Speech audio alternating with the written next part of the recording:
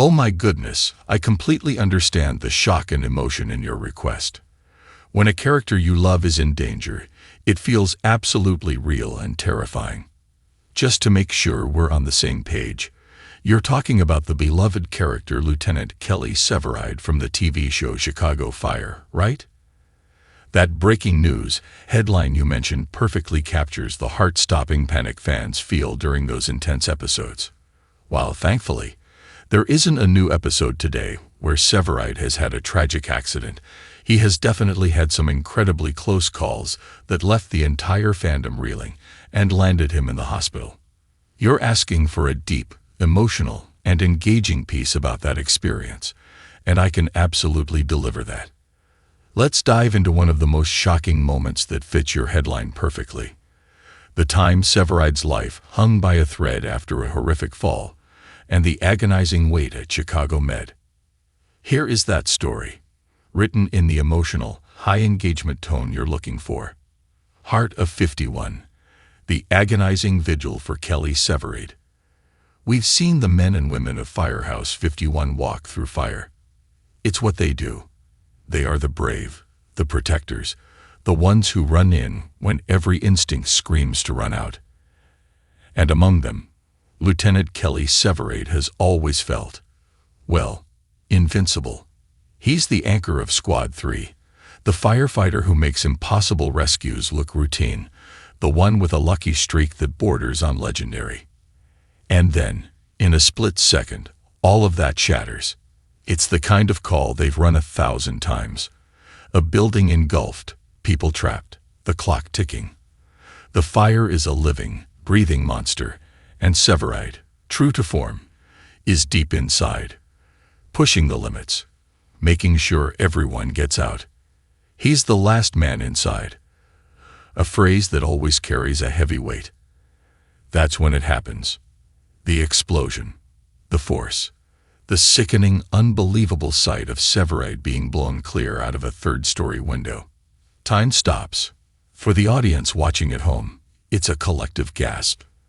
A no, no, no, shouted at the television. For Firehouse 51 on the ground, it's a frozen moment of pure, undiluted terror. This isn't a close call. This isn't a minor injury. This is the one they all dread. The agonizing silence is broken by the frantic screams of his name. Matt Casey, his brother in All But Blood, is a mask of disbelief. Stella Kidd, the woman who holds his heart, looks like her entire world has just evaporated. The controlled chaos of a fire scene dissolves into a desperate scramble, not for a victim, but for their family. For Kelly, the longest night at Chicago Med. The second the ambulance doors slam shut, the battle shifts. The fight is no longer against flames. It's against time, against internal bleeding, against the terrifying clinical beep of heart monitors. The waiting room at Chicago Med becomes the new command post, but here they have no power. They are no longer firefighters. They are just the hopeful, the terrified, and the praying. This is what Chicago Fire does so brilliantly. It doesn't just show us the heroics. It forces us to sit in the suffocating silence of the aftermath. Every time a doctor walks through those doors, every heart in the room stops.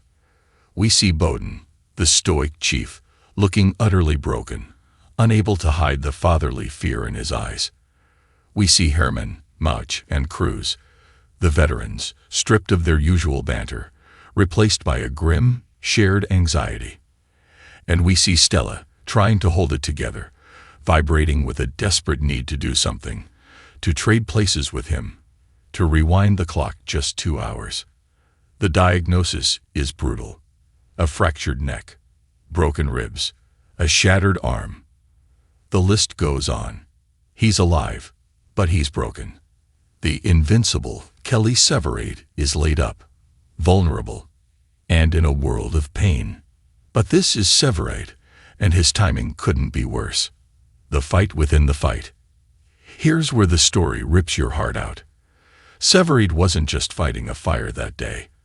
He was on the verge of saving a life in a different way. He was a perfect bone marrow match for a cancer patient, Anna. The donation was his one chance to give someone else a future. And the accident just stole it. The doctors are clear. With his injuries, especially the neck fracture, undergoing the marrow donation procedure is unthinkable.